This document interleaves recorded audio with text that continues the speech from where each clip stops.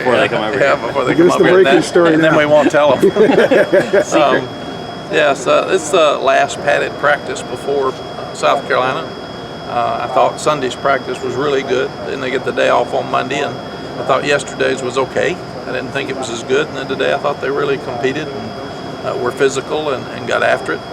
It's cooler right now than it's going to be Saturday, but we've been in heat. We've had 3 practices at 3:30, a couple at night, and there were times even when we were out here at 12:30 that it was a 110 heat index. So I think the guys are in shape. I know they're excited about playing and the challenge of South Carolina. So I feel good. Now this afternoon, morning practice is unique because you go in, you grade your video, you have a staff meeting at 3 o'clock, and then you're pretty much through for the day, except when guys come over, because you've already met with them this morning, and you'll meet with them again in the morning. So it's been unique. It's hard for coaches to go home at night. They won't stay over there because you're supposed to. So we're trying to figure out that routine for coaches, and told the guys they got to get in bed. I mean, that's very obvious with early mornings that they can't stay up. How do you schedule your game weeks in terms of installation, polishing, those types of things? What we do is Sunday we will clean up the South Carolina game. Tomorrow night I'll have a pregame meeting with them on Thursday night, because I think they listen more on Thursday night than they do Friday or Saturday. So we'll talk to them tomorrow night about what we have to do to win the game, and then we will check those stats on Sunday. And if we check those boxes, we've won the game. And if we didn't, it's obvious that we didn't win the game. And then we'll just talk to them generally about how to handle games and emotions, and you shouldn't feel pressure if you've done everything right in practice. I mean, that's what full speed practice is about. I just told them that a few minutes ago. If you're going game speed every play of the game against, if you're on the blue team here and you're going against a blue team player, those players will be as good as anybody you'll play. So you shouldn't feel pressure on Saturday. You should feel you should be a little anxious, because it's different, it's new, and you work all the time for a game. But you should have fun. Games should be easier and much more fun than practice. In terms of installing a game plan, do you Yes. do that Tuesday, Wednesday? Yes, we we clean up Sunday, the South Carolina game, and then we have a quick scouting report on Miami. So we'll give them that scouting report, and we'll go through some things on the field. But we'll clean up what we didn't do well and brag on them about what they did well. And then we'll go back on Monday, is their day off, and then we'll have a complete game plan day Sunday night and all day Monday, and stay late Monday night. And then Tuesday you put in the game plan, and then Wednesday you clean it up. You don't put things in on Wednesday, you take things out. So if things didn't look good, you take them out. But you don't start putting things in on Wednesday, it's too late. And then Thursday you polish everything up, and Friday you have a walkthrough. Have you noticed a significant uptick in focus this week? And the guys kind of getting into game week mode? Yes, I thought Sunday and today they were really focused. I thought yesterday there was some of both. But this bunch has tried since we've been here. I expect them to play hard, and the question will be their confidence, because they haven't played together as a team, and we've tried to get rid of my past, get rid of their past, and it's all about now. So if you've practiced well, you should play well. So let's start envisioning playing well, and we know it's a good opponent. I believe you mentioned a moment ago that some of the guys would be anxious or are anxious. Does a Hall of Fame coach with your credentials get anxious at win a week like this? I get excited. I think you work so hard and so long. We've been doing this 10 months now with this team, so there's got to be some ownership, and I want to see them play. I'll tell our coaches daily. I told the players after practice today, we need the best you, and you and your coach own your responsibilities. So you got to do it, and if you don't do it, it's on you, and it's on your coach. So coach, if you're the tight end coach, Coach Brewster, your guys better play well, and you tight ends, y'all better play well. We'll check those boxes on Sunday and see who did their job and who didn't, and you need to understand that's where the pressure comes in. We just ask you to give your best at your position, then we'll be fine. What was your first impression of Sam Howell the first time you ever met him? When I first met Sam, he was committed to Florida State. I didn't have an offensive coordinator, so he sat there and kind of looked at me like, what are you in here for? I don't know you. You don't have an offensive coordinator, so you don't have an offense.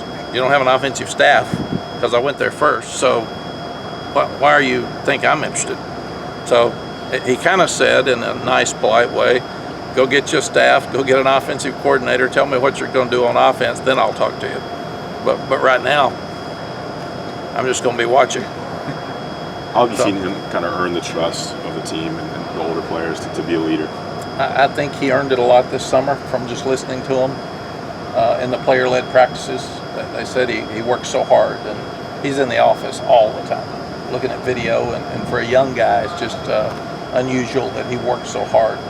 But I do know we just had a leadership committee vote, and he got a lot of votes. So the team is very, very confident in him, and especially for a young guy. Leadership committee vote for what, or what's that for? Leadership committee is a committee that I go to and ask them certain things when I think that the team should have ownership of a decision, just like the early morning practices. We went to our summer leadership and said, y'all want to do this, fine. If you don't, fine. We don't care. And they voted Sam as, who were they voting for? They voted a whole bunch, 21 players, and Sam was in the group. Okay. Coach Longo said Monday that Sam has the it factor. You've been around some it factor guys. Does he compare favorably to a lot of those guys? I think so. He's confident in a quiet way, but he exudes that confidence to the team. And he's a risk taker. I mean, he'll have to be smart Saturday, because you go back to his hometown, you play a team that he grew up watching, and he's been here 6 months. I mean, Phil's going to have to do a good job with him early in the game to help make sure that he's comfortable and sees what South Carolina's doing before we go crazy and turn him loose. You mentioned if you're practicing hard, you should be prepared for the game, and that kind of thing. For you, how much of, I guess, a curiosity or a question in your mind of how these guys are going to respond when the lights are on? You've talked about building confidence, but until they actually play a game, you don't know. I guess, is there any way to have an idea in your mind? No, I feel like they'll play hard because they've worked hard. They've been physical, and if you play smart, and we're doing a better job of eliminating penalties, we're doing a better job of making smart plays, because we put ourselves in a lot of positions with blue versus blue. So what I've seen in practice makes me think that that'll transition into a good ball game Saturday. And they practice as hard the last play of the practice as they do the first, so they seem to be in great shape. It'll be 90 degrees, so we'll have to alternate some guys, but that's the norm anyway. But I expect them to play well. Who knows? I mean, we sit and watch Miami and Florida. I'm sure those two coaches went home and said, oh my gosh, how about all these mistakes? And then you watch Hawaii and Arizona, and you go home with the winner had 5 interceptions. I mean, you're hitting yourself in the head saying, oh my gosh, 5 interceptions. I don't want that for the year. And they won the game. So all of those things make you anxious, but we'll ask our guys to watch Clemson and Georgia Tech and put themselves in that game. And it's teachable moments. Everything that comes up in the game, how would you have handled it? How would we have handled it? And then we'll talk to them about that on Friday. And then we'll probably sit and watch half of the Wake Forest game on Friday night for the same reason. And those are great teachable moments right before the game, because if a ball's down inside the 1, if a punt catcher goes back behind the 10 and tries to catch it, and all the things that can come up, sloppy ball control, all of those things are things that coaches will be at breakfast saying, you saw on 4th and 3 what they did, and oh my gosh, you see the guy drop the ball? You can't drop the ball. So that's kind of what comes out of watching games. At this point, cleaning things up tomorrow, being fresh, coming out with confidence, and watching the other games is about what you do. You got time for one more. Where did the decision come to put Michael Carter and Antonio Williams at kick return? What did you like? We feel like that every time somebody touches a ball, they should have a chance to score. And those guys handle the ball all the time. They've got really good hands. They can catch passes out of the backfield. They're tough. And I would think that Antonio Williams has probably improved as much since we've been here as any player on our team. But we talked a lot about Javonte when we got here. Michael was really fast. We talked a lot about Michael Carter. And everybody said, good leader, good guy. He's lost weight. He's lost body fat. He's much quicker and faster now than he was when we got here. and he has really put extra time into it. So we will be able to rotate those backs on Saturday, and all three of them can, be like the best player we got, the starters, and that's still our best unit because of those three. So that's why we want to put the sure-handed guys back there that can score if they touch the ball. All righty. Anything else? I had one. Yes, go What's ahead. your pregame hype speech kind of like? I mean, every coach is different, and you've been out 5 years. Did it Texas, did it Carolina? What's it like going to be this year? I will do all of the talking during the week, and I try to start on Sunday with a theme and build up to it. And then on Thursday, we try to hit it and put it in their brains for Saturday afternoon. And then on Saturday, mine are more exuding confidence. I want them to be confident, and I want them to bust their rear ends, and I want them to have fun. And that's, no, I'm not a screamer to throw it. I do that when they hit somebody after a play, when they have a stupid penalty. That's when I go off. But normally, I think they need to see me as who I am. And if I change drastically between now and game time, they're going to think I'm nervous and uptight, and then they're going to get nervous and uptight. They need to know I've done this before for 31 years. I'm going to help them on the sideline. The coaches are there to help them on the sideline, and I don't want the coach's demeanor to change between now and game time. If a coach is doing his job, his demeanor on the first day of practice when we got here should be exactly like it is Saturday. Because you should be coaching game day speed every day. And you don't need to have a personality that pops out that says, oh my God, he's scared. Because they're looking at our body language to see if we're confident in them or not. And they're watching closely now. They're watching every little thing we do subconsciously. And the best thing we can do is be us. I've asked them to give me their best them. You give me your best you. That's all I want. If your best you is not good enough to beat South Carolina, we'll go to Miami. But all I want is what you got. And what we're going to do is give you the same. And I have absolutely told the coaches, you own your position.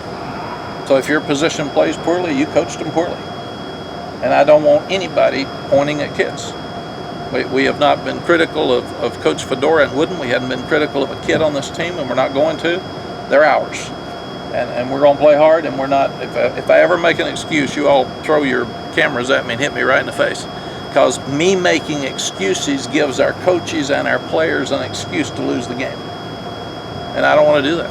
I mean, that's not, if I say, well, we got a bunch of guys hurt, who cares? We'll take care of the guys that are hurt, but we got to play.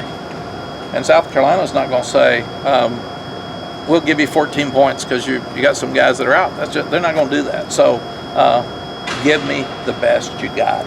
And you should be coaching all your guys, so whoever's out there should be well coached. And we say that on Sunday. That's where it is. I mean, they don't like it, but I said that's it. So I can take your all's job. See, I'll rate them. We can do that. Anything else? All right, guys. We'll see you Saturday. Do you have a personal game day routine? Beaches. You know, yeah, this is true, and it's really sad. When I got here, I was going to have wear the same jacket every time we won a game. We lost so many games, I ran out of jackets, so I threw that one out. That was stupid. And my routine now is to make sure that I'm doing everything I possibly can to prepare the coaches and the kids. So if there's some little thing that I missed, I still get my notes. I'll go sit down with Longo at breakfast and say, where are we now with 4th and 2? Give me your 5 plays again, just to make sure.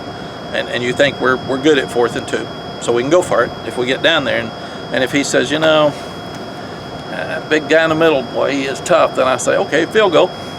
That's what you do. So that's my routine. And during the game, people criticize me some in my past because if things are good, I'm all over the kids or I'm quiet. If things are bad, I'm picking them up and being real positive, and people don't understand that. But I need them to see me and the coaches at times that are bad. We're okay. We can still win the game. You got to keep fighting. You got to keep competing. And if I'm mad and throw my hat and do it when things are bad, all the fans are mad, everybody's mad, I'm just jumping in with the fans. And fans boo you when it's bad and they yell you when it's good. I need to have my thumb on them when it's good to make them keep doing it. When it's bad, I need to be the one picking them up. So that's kind of what my role is on the sideline. And then I'm thinking, so I'm not emotional. And I'm sitting there. I got to think. We cross the 50. Is it 4 downs? And if we're 3rd down and 7, what does that mean? If he makes 2, when do we punt? When's the field goal? So that's what my mind's doing. It's working, and that kind of keeps me from being very emotional on the sideline.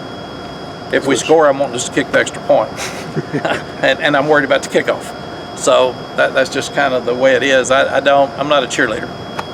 We score, I might actually do this, and I'd think, God, that's good. And now make sure we got 11 on the field. Make sure that Scott Boone's got 11 in the huddle for the kickoff. We're talking about where we're going to kick it. I mean, those are the things that head coaches do on the sideline, and we got plenty of cheerleaders.